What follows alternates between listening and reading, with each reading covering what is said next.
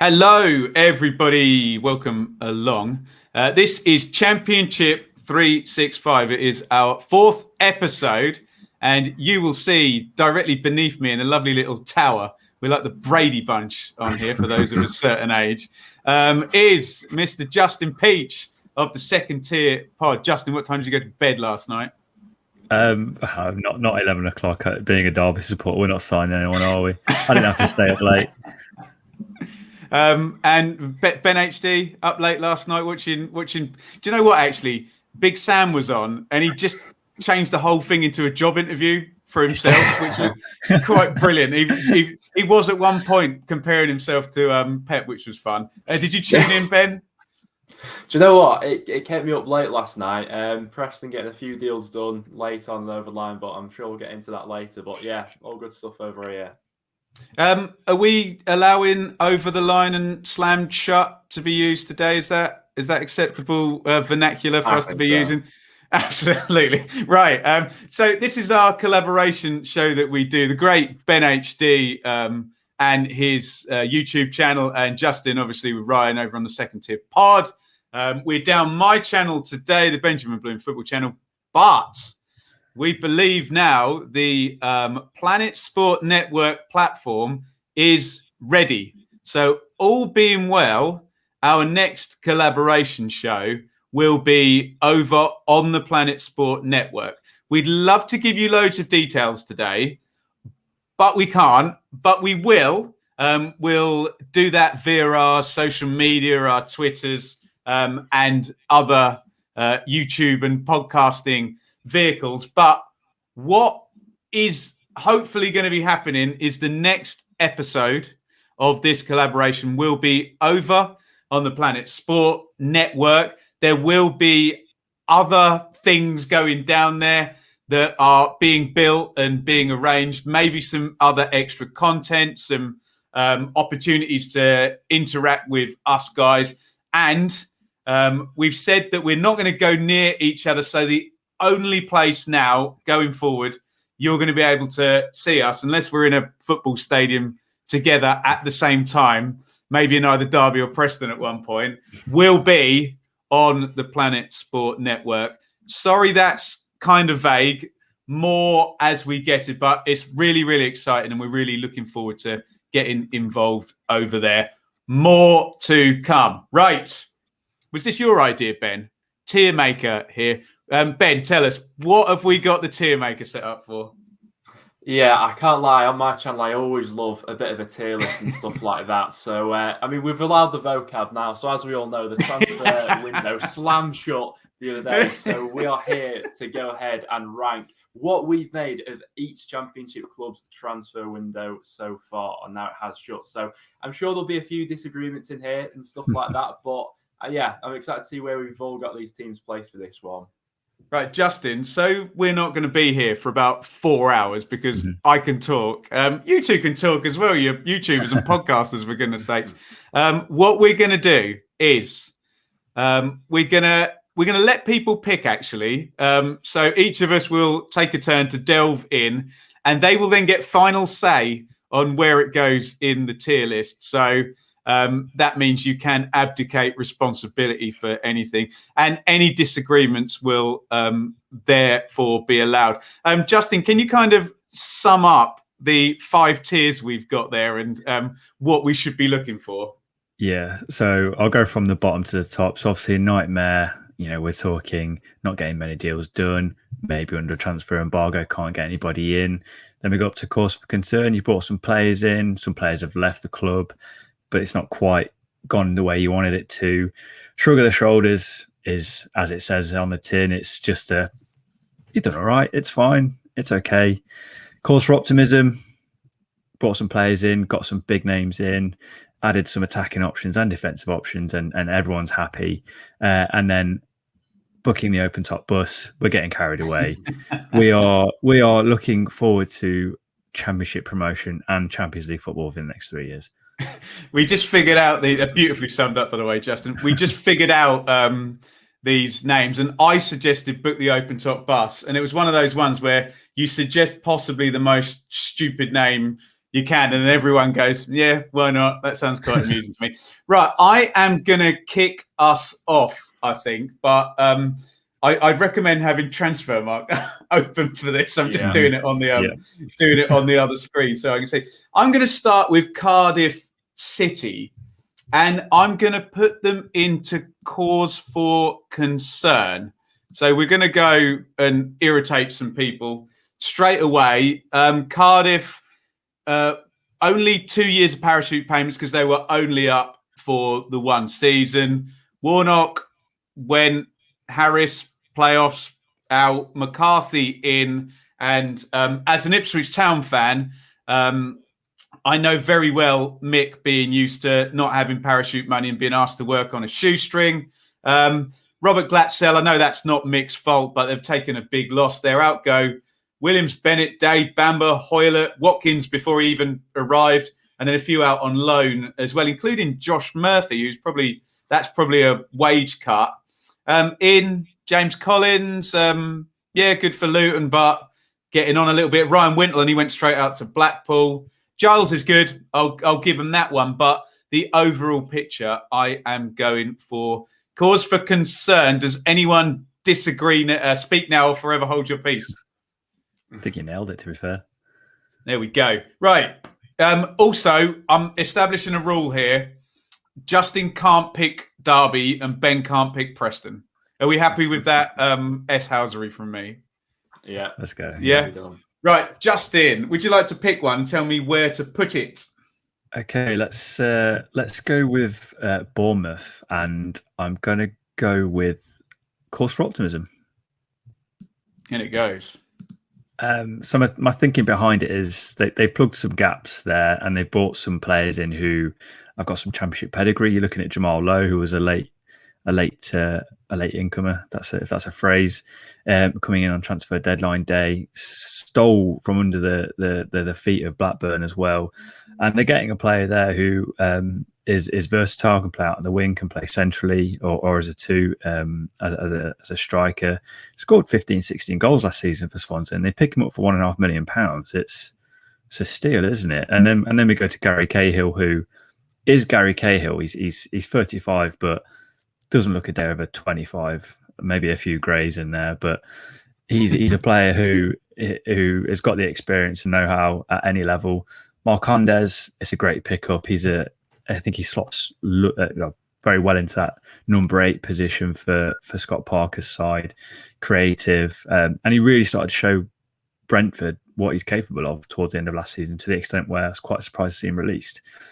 Got Ryan Christie, who was a bit of a surprise one, really. He came from nowhere. He's a good attacking player for Celtic and Scotland. Again, he's a versatile player. He can play centrally, he can play out wide.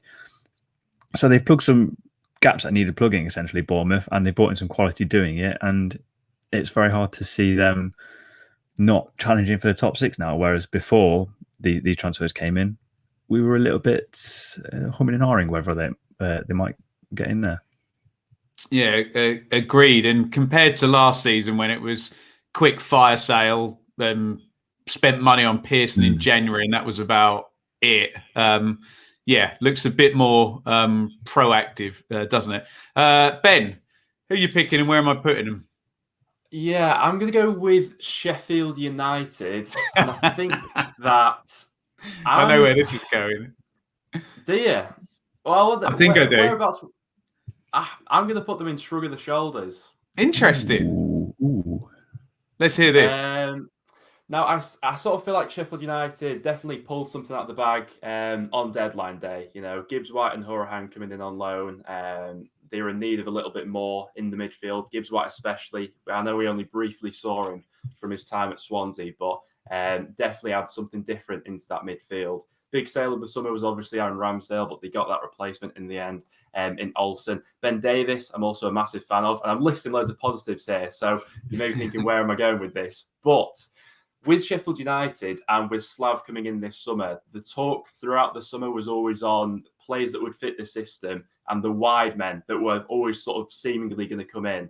That's not happened for Sheffield United this season. And I can't help but feel like with sort of that array of strikers now, is it going to be sort of square pegs, round holes in the final third because they didn't get anyone sort of that ilk in the final third, sort of that dynamic winger or something like that. So that's where I'm just a little bit unsure of at the moment about the balance in the final third, but I welcome your guys' thoughts on this one.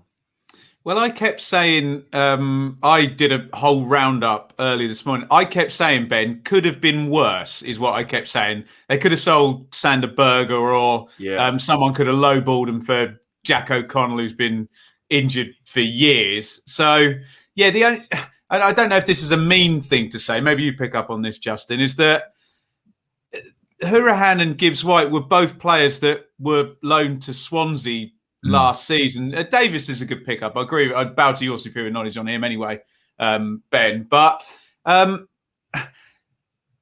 what do they say? It wouldn't be inspiring, but yeah, maybe it's not in nightmare, but maybe verging towards cause for concern. But you get final say on this one, Ben. Do you disagree massively, Justin? I think Ben's made some good points. I think had they have not bought in Gibbs-White and Hourihane and Olsen, then I think they've had an absolute nightmare. But because they've bought in Hourihane, who's got the experience he's got going for him, he's won promotion to the Premier League. He's been a playoff finalist for the past 3 seasons. It's a good signing. Gibbs-White's got a lot of potential. I saw a tweet actually saying he'll get recalled in January once he starts doing well. And then Olsen's a good goalkeeper at any level. So I think they've saved it very quite late in the day, essentially, but quite a steady window. It could have been a lot better though. Right, I'll try and do a positive one then. I am going to take Birmingham City and put them in next to Bournemouth in cause for optimism. They cleared out a lot of the Karanka players. Didn't get much money in for them. And they're players that clearly Bowyer isn't going to want to use. And then on the incomings, Woods. I know the Millwall fans don't really rate Woods. Probably the Stoke fans don't either. The Brentford fans still do, don't they? But Woods has been in there. Anike is extra body up front. Scored against Luton, didn't he? Sanderson. I think you speak to Sunderland fans. They're quite high on him. And then Troy Deeney could be a really, really cool story if it works out, the kind of returning player. Castillo we haven't seen. Sarkic has played a lot of the games, and Chong, as we discussed last time, is really good. So even though there's a few loans in there, and we're probably reserving judgment a little bit, when I look, I see players that have gone out that they don't need. Players have come in that are better, and they're going to be in the team. So I've gone cause for optimism on Birmingham. Does anyone agree or disagree fervently?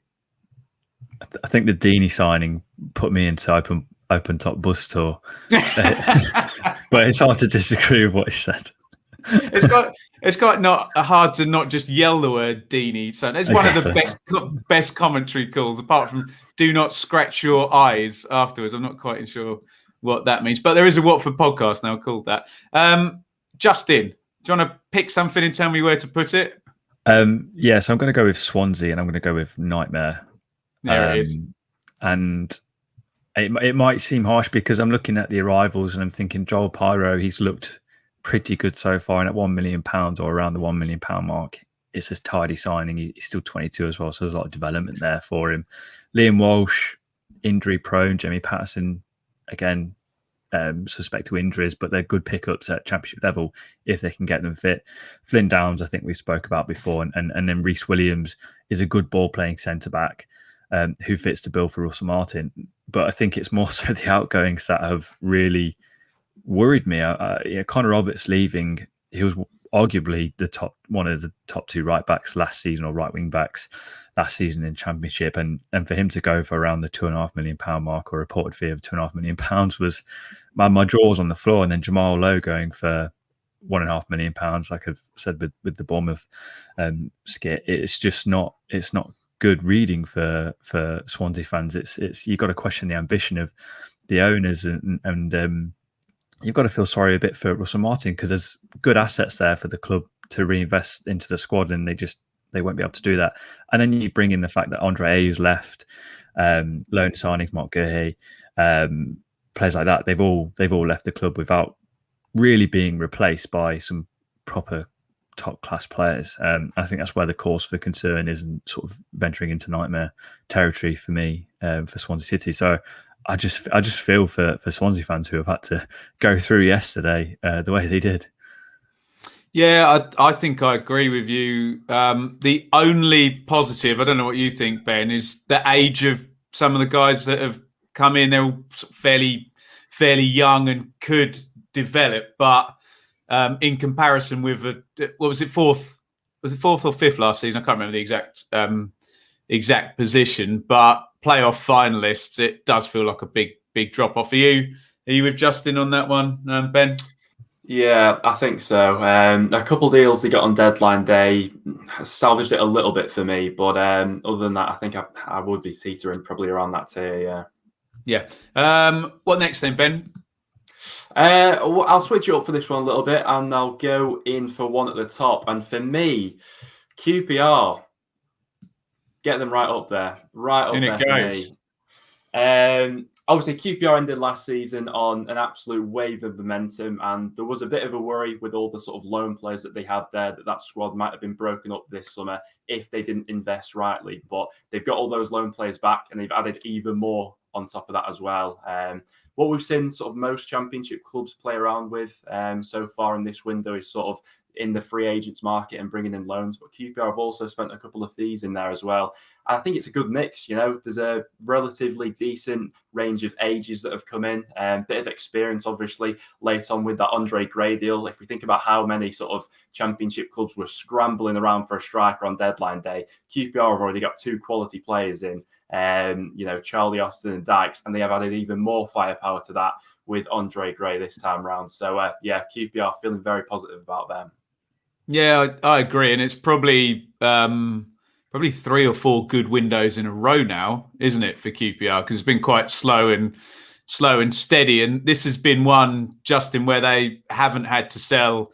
I mean, obviously, Chair and Dickey are now sat there for windows to come if need, break glass in case of emergency. But I think you have to give them credit to what Ben says. They got the right loanees in the first place, because there's certain loanees that you never got a hope of signing or that are big gambles, but they got those deals right to be able to get those players this window anyway, Justin.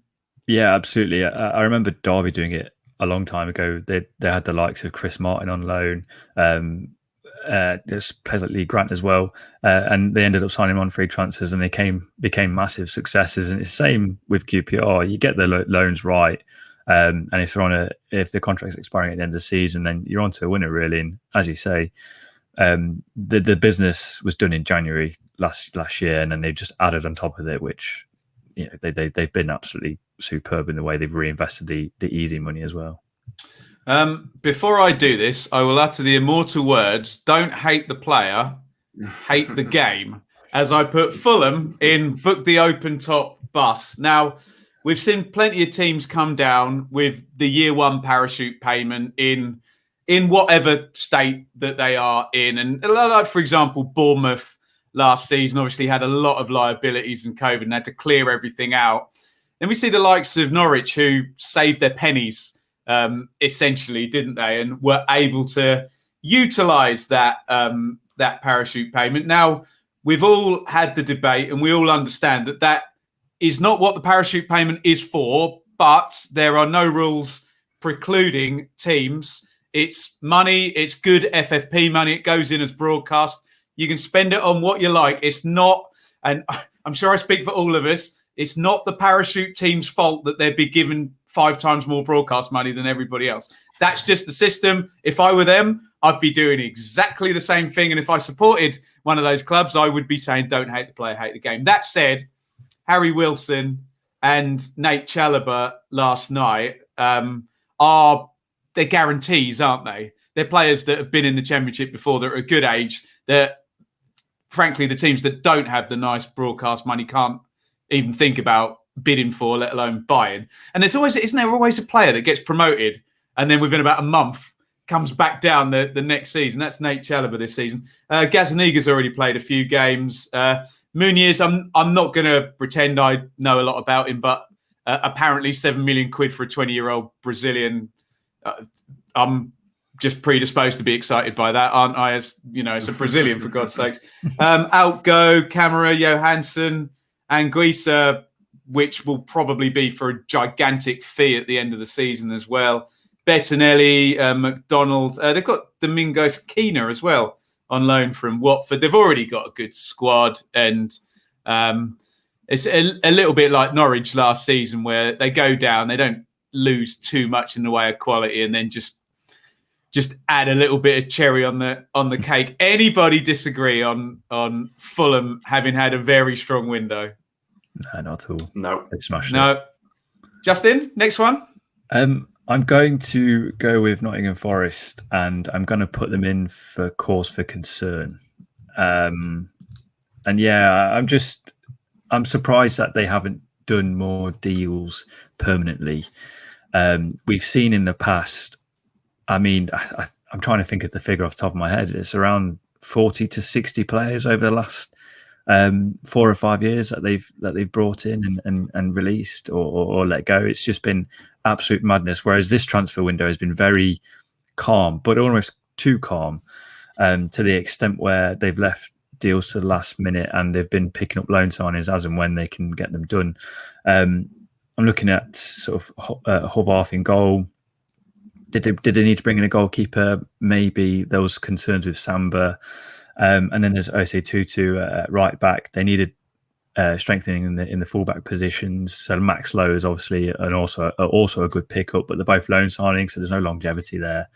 And then there's James Garner, who we saw how good he was last season for Forest, so he can really add some control into their midfield. And Zinchenko, I think, is one of the signings of the summer. But they're all loan signings, and that's what makes me a little bit concerned. And as well as that, they didn't bring in a striker that they need. Lewis Grabban is 33. He's picking up a lot of injuries now. Lyle Taylor, 31, not really got going at Nottingham Forest yet. So I think they could have done a lot more. But then saying that, I think this has been a completely different transfer window to ones that they've had before, and it's almost been too.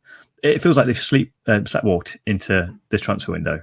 So I'm not really been too impressed with it. Ben, do you think it almost would have been a case, because we look at Worrell and Johnson as the ones that, remember the window, was it last summer, where cash went out really early for a lot of money? Is it almost one of those ones at Forest where, to avoid what Justin's just kind of reasonably criticised, sometimes it is better to have a big sale and, retool? Yeah, I think potentially Forest they're a bit of a weird one this year, because I mean, if you look at some of those loan signings, probably the majority of clubs in the Championship would probably take those players, especially Zinchenko and Garner. But I do agree with a lot of what Justin's just said there, and it's a bit of an awkward situation. Had they got Madger over the line, I think, and got that striker in, we'd probably be bumping them up a little bit. But that didn't quite materialise on deadline day. We'd also be sitting here talking about FFP again if they'd paid 5 million quid for him, wouldn't we? But there we go. No one seems to know how that's being relaxed this season. Okay, fair call, Justin. Ben, what are you going for? Yeah, I'm going to go Blackburn Rovers, and I think I'm going to go Nightmare. There it is. I don't think it's been a good window for them at all. Obviously, I think Blackburn fans were promised quite a busy window, actually, because a lot of players were let go during the summer. And sort of early on, we were all sort of saying, okay, the squad's looking quite thin, but I'm sure they'll eventually get some deals done. Then we were obviously all waiting for that Armstrong deal to come through, and we were thinking, okay, now things will properly kick off. But I mean, I like some of the additions that they made. Once again, mostly loan deals this time around, who are all fairly unproven at this level. But obviously, Blackburn have had an excellent track record with developing these youngsters in recent years. But with none of that Armstrong money being reinvested, I can't help but feel like if they do get a couple of injuries in those positions where they are looking a little bit thin, they may run into a little bit of trouble. Maybe that money's being saved for future windows when the market's a little bit more sort of competitive and stuff like that. But as of right now, I don't think it's been a great window for them. Do you agree with that, Justin? Do they meet your kind of Forest criteria where it's a few loans, but where are the permanents? Yeah, I mean, they had the same issue last season. They were propped up by loan signings, and we sort of knew that they were going to need to strengthen in the summer, but it took them a while to even start being linked with players. And from to left it quite late, it's almost they've shot themselves in the foot, and it's hard to disagree with what Ben has said, really. But I think the investment's been done in previous windows, likes of Brereton and Gallagher. We laughed at the fees, but they're deciding to repay them back now. Sure. Maybe a little bit for my OCD. I think I can even this right up. If I take Blackpool and go shrug of the shoulders. Now, this is quite hard, and we want to be very respectful to all of the promoted teams.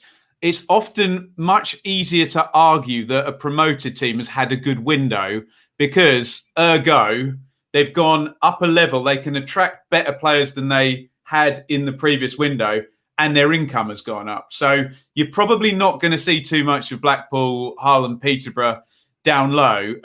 Shrug of the shoulders isn't a bad thing, by the way. It means you're kind of, around where you were. Look, they had Sims and Yates up top. Sims was a loanee. He's gone out, and there's John Jules, although they seem to be going with the lad Lavery from Linfield. Keogh, it's experience. There's an experienced body around there. Conley, young, good experience in League One for sure. Right back where they'd sold Turton to Huddersfield, they've now taken Gabriel, and there are other names in there that have come in, mainly frees, although fees as well for Carey and Casey. Basically, in short, I think they've made the jump. They haven't overstretched. They haven't lost massive star power, with the exception of Sims, but he wasn't their player in the first place. And I think they've brought in a few players that helps to improve them. Anyone want to pick up on Blackpool in shrug of the shoulders?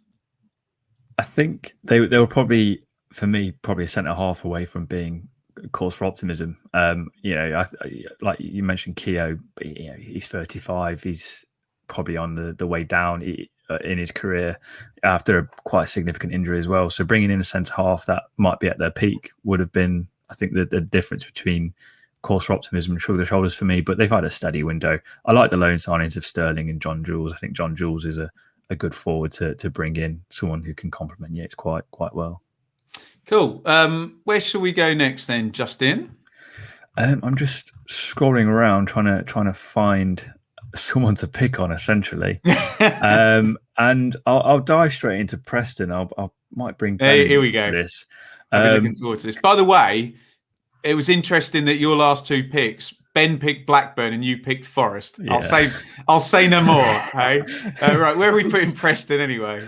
I'm going to go with cause for concern. Now, for me, Preston have been crying out for a striker for so long. And in this window, they bring in, or transfer deadline day, they brought in a central midfielder and a winger. It's just bizarre that the ownership won't pay out for a striker who's going to get 10 to 15 goals. I like Murphy. I think he's a good player, but he's exactly the same profile as the likes of Scott Sinclair and Barkhausen, and I think that tells you where he's going to play. He's going to probably play up top or even wing back. Ali McCann, I read a tweet saying that he played well in the Champions League or the Europa League, in the qualifiers, and that might have justified his move to Preston, but I can't say I know too much about him. But he's another central midfielder. Yeah, that's an area where Preston are probably one of the better stock sides in terms of positions and quality. It's just a window for me that they needed to bring in a striker. They didn't bring in a striker. And that is the difference between Preston, I think, being a consistently good side to being consistently inconsistent. And that's the difference. And I don't think Wickham's who's been on trial with Preston, I don't think he's going to be the man to put the goals away. Ben?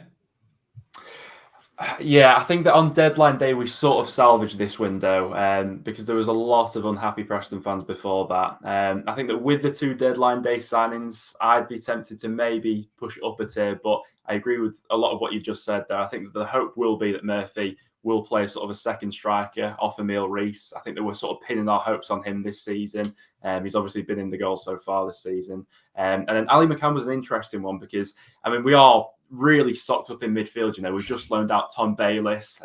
We've got 3 or 4 players in that position who can't get a game for us at the moment. But I do think we have a lot of sort of players in the midfield at the moment who are of a similar sort of profile. Ledson and Whiteman I really like, but neither of them are particular like that Ben Pearson replacement, who I'm hoping that McCann will be. I looked into his stats in Scotland. I think he won more tackles last season in the Scottish League than any other player. So if he can be that bit more of that combative midfielder, it may balance things out a little bit more. But yeah, it's an interesting one. I like some of the loan deals we made. Daniel Iverson, Sepp van der Berg coming in. But yeah, I'd be tempted to maybe push us up a little bit, but I can see where you're coming from.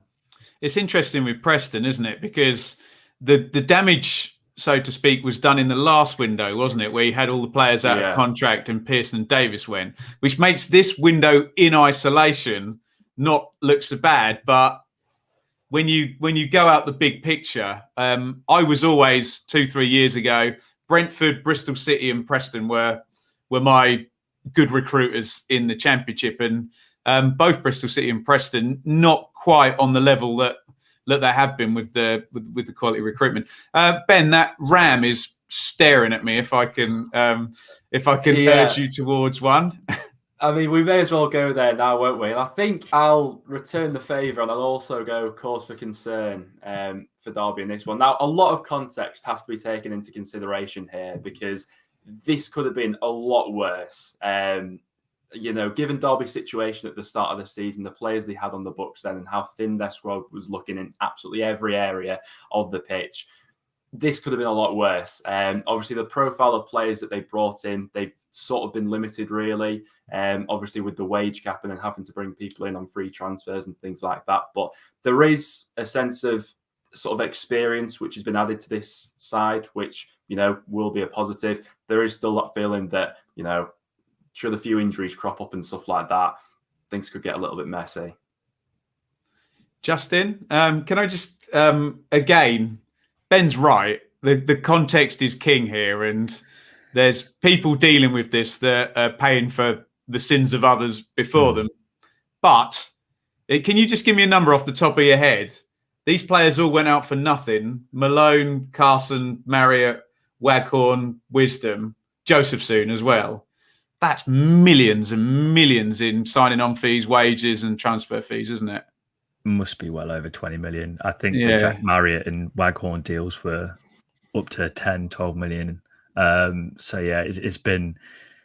That's not Wayne Rooney's fault. No. There's nothing he could do about that. And like Ben says, Justin, sorry to interrupt, there's not really... Could he have really got anybody better? Probably not. We're limited on what we can spend in wages. We're limited on length of contracts. We're limited on loans. We're limited on Derby limited on what we can do in terms of bringing in places. Bringing in people in the squad, because we've got like 23 slots, and then that's it. But obviously we've got youngsters who are involved in that as well. But going back to what Ben said, the profile of players, not being able to recruit outside of that, it's been incredibly difficult. And as you say, the context of it is the transfer embargo and the finances around it. It's been a good window in that sense, but it could have been terrible. We could have lost players. We could have lost good young players as well. So it's been just under fine, I think. We've been pleasantly surprised with what we've been able to get out of the players that we've brought in, which has been nice. We've not been battered yet, so it's good. Being as we're going down this path, I might break from tradition here and just get your opinion. I'm about to pick up Reading, and I'm not entirely sure whether to put them in nightmare or in cause for concern, because a lot of what we've just said about Derby, that we've given Derby credit for and a bit of a pass for, we could also say about Reading. But they have brought in. Look, I'm just going to do it. Let me put them in nightmare, and you guys can disagree if you want. So, have they lost quality? Yes. Michael Elise and Omar Richards would obviously have been players that would have wanted to be sold in different circumstances or hanging around.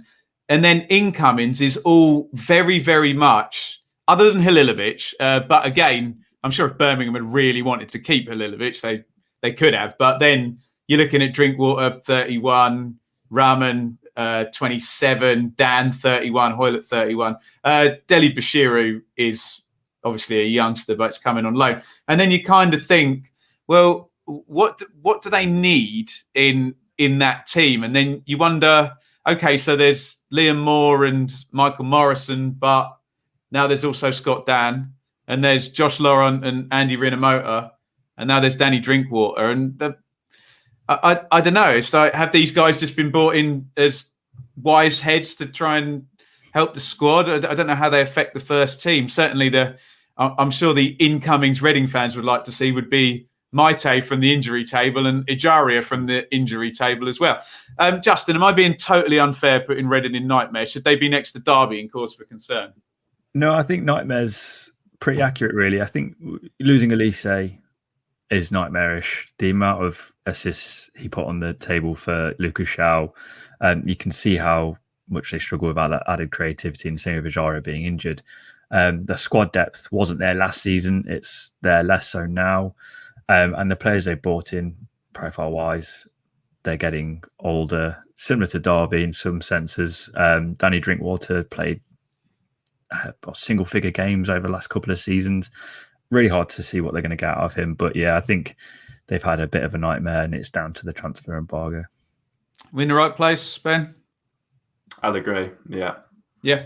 Right, let's move on. And who's it next? Is Justin. You want to pick out? So it's a couple of juicy ones still in there, I think. Yep, I'm booking the open top bus for Stoke City. Has to be. Oh, interesting. Go on. I'm going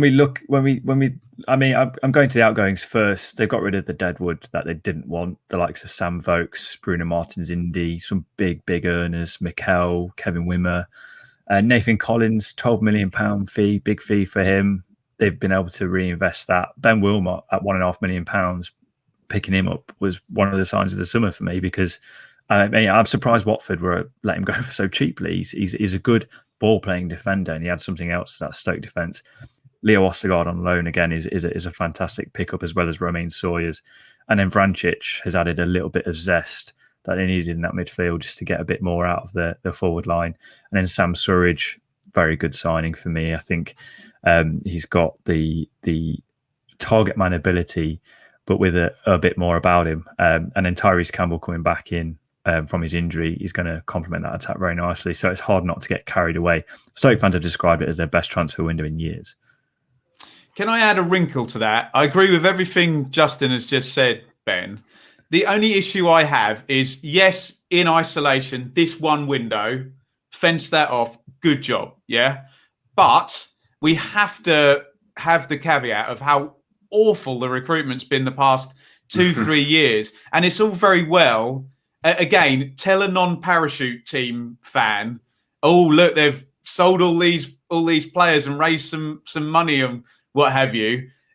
If we do cast our eyes back, same with Derby and all those players kind of going out. Yes, they have done well this window, but Ben, is there not a bit of a caveat that it's like, oh, I bought this car for 50 grand and I've just sold it for 25. Look, I've got 25 grand. Do you know what I mean? Is there not a bit of, I've spent the 25 grand on some really on a really nice conservatory now, but where did the other 25 grand go? Do you know what I mean? I totally agree with Justin in isolation. It's book the open top bus. I just feel we need to mention that. Yeah, no, I do understand what you're saying. I think that if we were to compare this transfer window that they just had now and say their first window when they first came down to the Championship, it's sort of night and day, really. Yeah, exactly. It's night and day, really, with the sort of profiling they've done and that sort of stuff. So, yeah, I think I would agree with that in isolation, but obviously it's context once again, isn't it?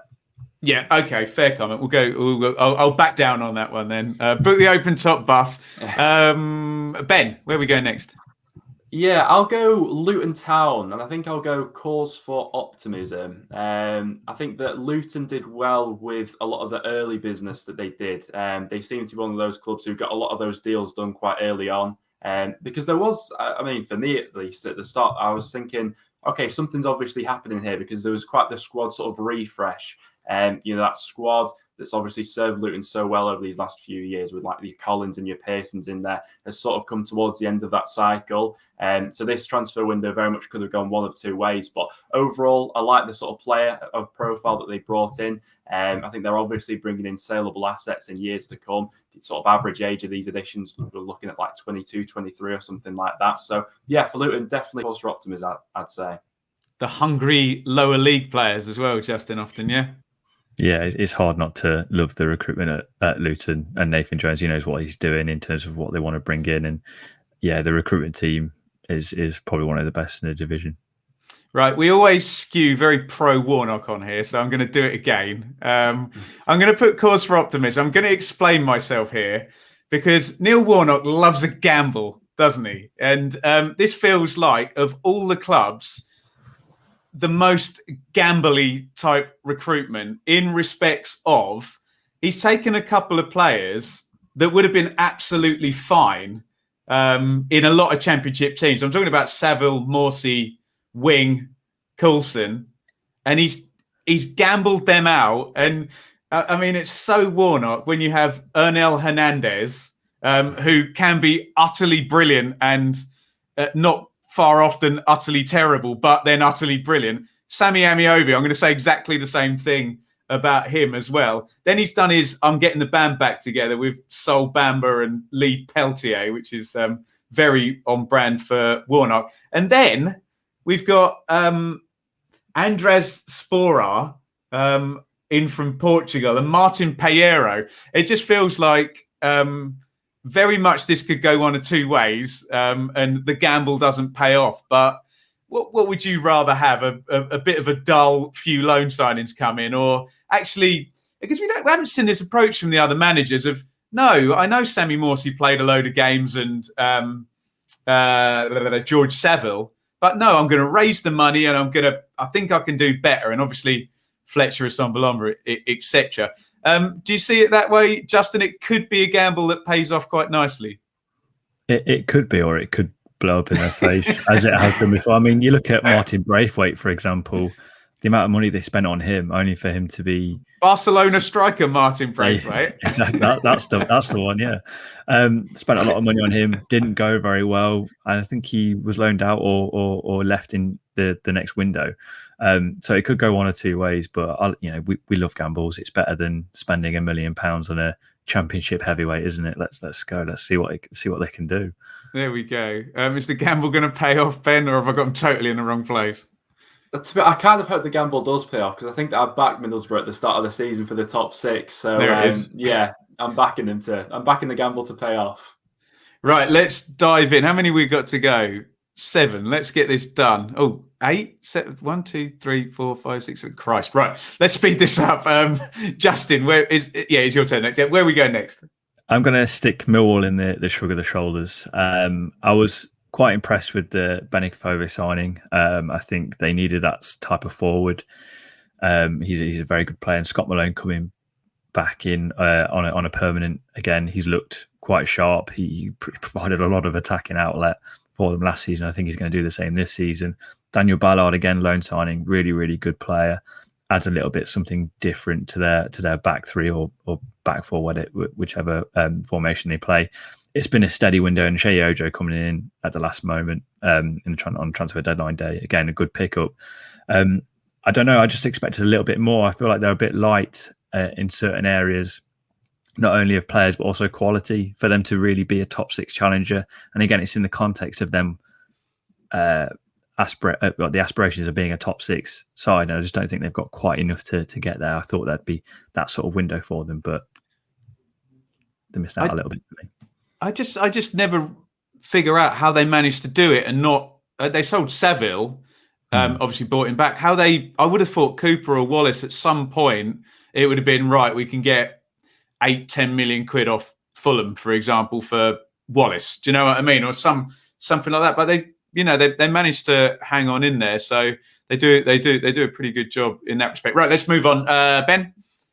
I'm going to go Peterborough I think, cause for optimism, more so for the players that they've kept hold of in this window. I think there was the worry that, when you're trying to level up a squad and you're sort of, in the Championship and you're selling your best players and trying to sort of reinvest that, it can get a little bit messy. But the fact that Clark Harris and Sariq Dembele are still Peterborough players, I think is massive for them. I also, on the whole, quite like the profile of players that they brought in as well, sort of similar to that Luton style of recruitment where they are getting in some more saleable assets in years to come. Whether or not it'll be enough to keep them up this season, that's yet to be seen. But on the whole, I think they're doing all right.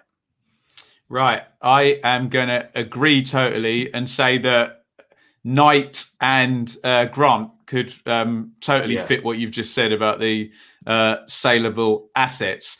I am going to take Barnsley, and I can't believe I'm going to do this, being what we said about Barnsley over time. I'll put them in shrug of the shoulders with the caveat that we trust Barnsley, that these two Belgian lads could turn out to be superb, and we're booking the open top bus again.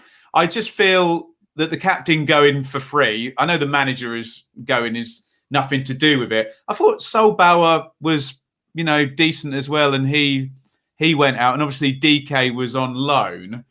Benson looks like he'll probably be decent, and again, I'm not gonna pretend I have knowledge I don't have on the Belgian strikers there. Lad in on loan from Man City late as well. It feels like we're back where we are, where we were, and with the fact that there's a new manager, it kind of all levels itself out, and then you factor in the overperformance from last season. That I'm a little bit shruggy, with the massive caveat that Barnsley have now replaced, Preston or Bristol City. Well, now Brentford are gone. They probably are poster boys for good recruitment now, aren't they?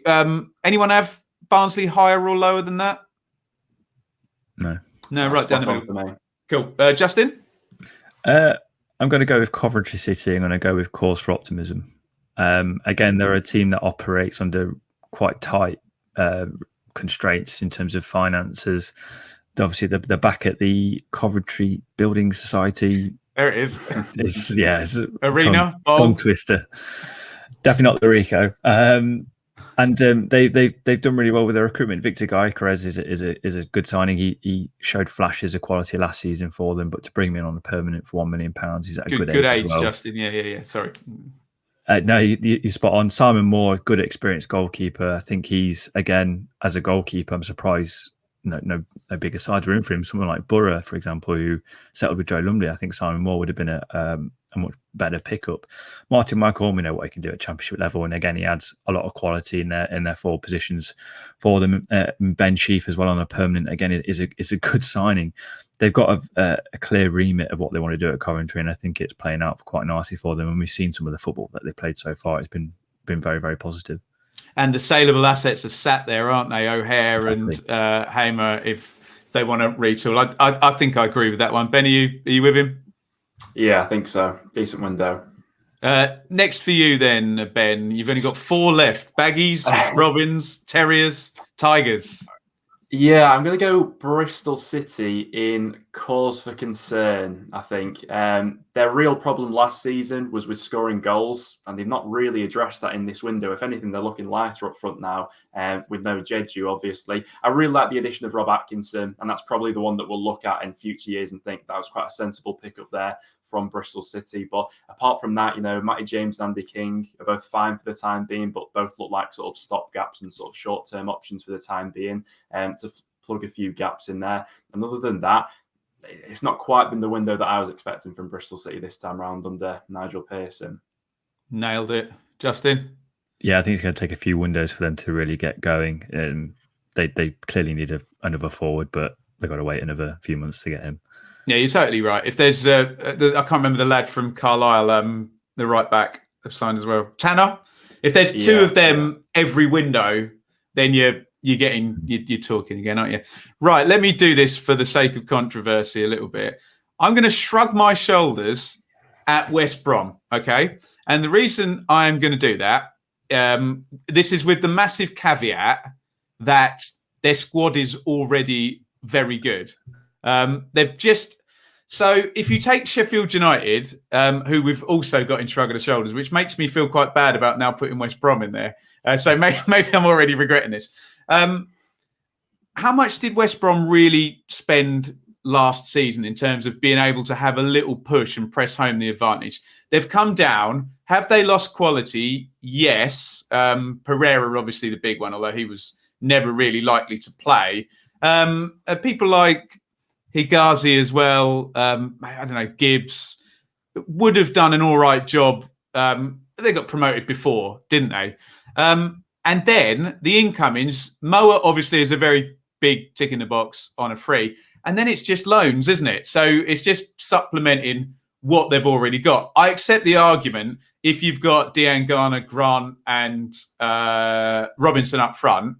Yeah, just add Hugel on loan. If you've got O'Shea, Jai, whoever at the back, yeah, just add Clark in on a loan. Fine. Adam Reach, yeah, might play some, might not. It just feels like, and strange criticism, they've just kind of peppered with a few loans an already very good squad. Whereas if I'm a West Brom fan, I'm like, well, where's the... So Pereira came in the last window, starred, and then became the saleable asset in the Premier League. And it's a little bit of a shrug for me of, okay, the squad may well be good enough for top two and is looking that way. But further on than that is why I wouldn't have cause for optimism about the season and the squad. But maybe I'm shrugging my shoulders on the recruitment. Anyone disagree fervently? Justin? Yeah, I've got to disagree massively. They're a bit like a carbonara. You can't have it without palms and cheese, can you? and they've added that with the likes of Matt Clark, Malumbi, and Jordan Hugel. I think Malumbi is a good pickup. That's with a view to a permanent. Adam Reach is a good squad player. He's going to be useful. He's got quality. We know he's got quality, and I think Ishmael's the type of guy to get quality out of the smallest amount possible. And Alex Mowat is worth an open top bus tour alone. He's an incredible player. So okay, let me say this. If Ben disagrees with me as well, I'll move it up to cause for optimism. What are you saying, Ben? I think I originally probably would have just about had them in cause for optimism. So maybe just slightly up to there. There you go. Look how easily influenced I am. What I'm hoping is we get a West Brom fan who gives his furious, outraged comment and then stops watching before we adjusted it. Sorry, go on, Ben. Yeah, no, I do understand the points that you're making, because there's probably levels to this and there's different sort of expectancies at different clubs, and that all has to be taken into consideration. But yeah, I think I just about have them in that level. Okay, right, 2 to go. Justin, Huddersfield or Hull? I'm gonna go with Huddersfield. I was originally quite impressed with their signings. I thought some of the pickups were pretty good, but I'm looking at their ages and they're at the wrong end of their 20s. You're looking at Lee Nichols, who's 28, Josh Ruffles, 27, Ollie Turton, 28, Jordan Rhodes, 31. Can keep going. Matty Pearson, 28, Tom Lee's 30. They're at the wrong end of their careers, essentially. And what I'm hovering. Where do I put it? Oh, yeah, I completely forgot about that. Cause for concern. Completely forgot about that before I went off on a rant. Yeah, they're at the wrong end of the 30s, and what this Huddersfield team needs, similar to Luton, similar to Barnsley's young, hungry players, they've got them coming through like Karoma and Sorba Thomas, and Sorba Thomas especially has been the real, pickup really, and he's already there. But the players that they brought in, I think, recruitment wise, on a budget, and it seems like it has been on a budget. And the kind of young, exciting ones, they've only been able to get on loan, haven't they? With Cole Will and the lad from West Ham, whose name I'm forgetting, Ben. Are you agreeing there, cause for concern? Yeah, I think they've added certainly depth into areas of the squad which was needed from last season. I like a couple of the pickups they've made, but overall, I probably would have them in and around that sort of area, yeah. Got it. Right. We just got to find a spot for Hull, and then we are there. Where are you putting them, Ben? Yeah, so they've been left at the end, and I think I'm probably going to put them in and around the middle. Shrug of the shoulders for me for Hull this time around. I think there was definitely the feeling that they maybe missed out on the striker this window. You know, they're now left with sort of Eves and McGuinness to do the business for them this season, which may be a little bit of cause for concern. But and Smith in from Sheffield United. Yeah. So some of the pickups that they've done, I think once again you consider the context of Hull this season again, sort of under that embargo and limited in what they can do and things like that. I think they got some decent deals over the line in the end, all things considered here, either that be on free transfers or people coming in on loan. Tom Huddleston's getting back in there to get the band back together as well. So overall, there's not been a massive departure either. I'd say shrug of the shoulders. Yeah, and I agree. And it's mitigating getting through that first window, Justin. And then you might have to sell Lewis Potter or Greaves or Wilkes at some point, but it's getting through and then being able to push on and hopefully climb and be more viable, right? Yeah, exactly. They've got quality in there that they can sell. They've got good sellable assets as Greaves as well at the back and whatnot. They're just lacking experience, aren't they? They tried to plug that with Huddleston. Could have been better, could have been worse. Right. I'm going to go through our tiers. While I'm doing it, I want you to both try and pick out one that you're very worried about we've got in the wrong place and you think we're gonna look like complete idiots when we look back at this. So I'll go through the list. See if you can pick out one that you think we could be proved wrong about. So in our nightmare tier, Swansea, Blackburn and Reading. In our cause for concern, Cardiff, Forest, Preston, Derby, Bristol City, Huddersfield. We are pretty much par on Sheffield United, Blackpool, Millwall, Barnsley, Hull. We're probably optimistic about Bournemouth, Birmingham. It's a good test for your club badge knowledge, isn't it? Luton, Borough, Posh, Coventry, and Baggies. And we are booking the open top bus. We think the best windows, this window in isolation, QPR, Fulham, and Stoke. I'm looking, and I'll just put Sheffield United in there that I'm worried about. I know there's some grumpy Blades fans that would have that lower already. And if we do get the doomsday scenario of Sheffield United having that horrible year one parachute transition season, which some clubs do, maybe that ends up lower. Justin, are there any ones you're worried about in there? I'm just sort of going through. I don't think maybe Blackburn. I think some of the players that they have brought in, like Pervada, I think they can prop them up. They haven't had a massive sale or transition like Swansea have. So they're a team that could easily compete at the top end of the table if they get it right. I'm worried a little bit about Borough because there's a lot of risk there, as you say. I think they're the only two that one's on me. Yeah, they're the only two that are sticking out for me. I'll take the heat on that one. Don't worry. Ben, anyone's worrying you there? Yeah, I mean, I know I was going to put Sheffield United there originally, but maybe that's just my love for Ben Davis that's got them into that tier in the end. But I do see where you're coming from. Maybe Nottingham Forest if Houghton goes, or if he manages to make things click there. I still think they made a couple of decent signings in this window. But other than that, I think it's looking all right there. So there is our tier maker. I hope you've enjoyed our transfer deadline discussion. Remember, other opinions are available and predictions are either right or wrong. And if you don't make one yourself, you don't have the right to have a proper ours. So what we would love is for you to get in the comments and let us know which ones you would put where. And I said on my video, boys, today, not all transfers work out. It's very easy on transfer deadline day to look, and every transfer makes sense when you see the player holding the shirt. It's like, well, they've agreed to sell, they've agreed to sign, the fee looks all right, he'll do well. But really, 50-50, 60-40 in terms of ones that actually work out. So we will see. Once again, we will be on the Planet Sport Network. We will provide you with more details, I promise, as they come, and we'll hopefully see you there.